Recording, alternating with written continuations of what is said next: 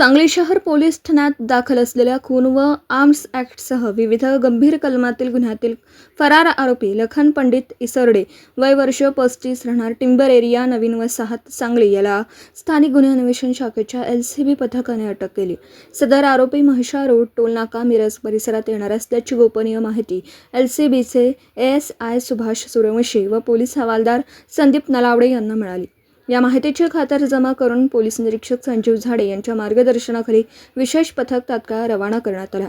सहाय्यक पोलीस निरीक्षक प्रशांत निशानदार, पोलीस उपनिरीक्षक कुमार पाटील, ASI सुभाष सूर्यवंशी, पोलीस हवालदार मुळे तसेच पोलीस शिपाई विनायक सुतार आणि होळकर यांनी नियोजनबद्ध सापळा रचत महिषा रोड परिसरातून आरोपीला ताब्यात घेतला। अटक करण्यात आलेल्या लखन इसरडे याला पुढील कायदेशीर कारवाई व तपासासाठी सांगली शहर पोलीस ठाण्याच्या ताब्यात देण्यात आलं असून या यशस्वी कारवाईमुळे गंभीर गुन्ह्यातील फरार आरोपीला जेरबंद करण्यात सांगली पोलिसांना यश आलं आहे।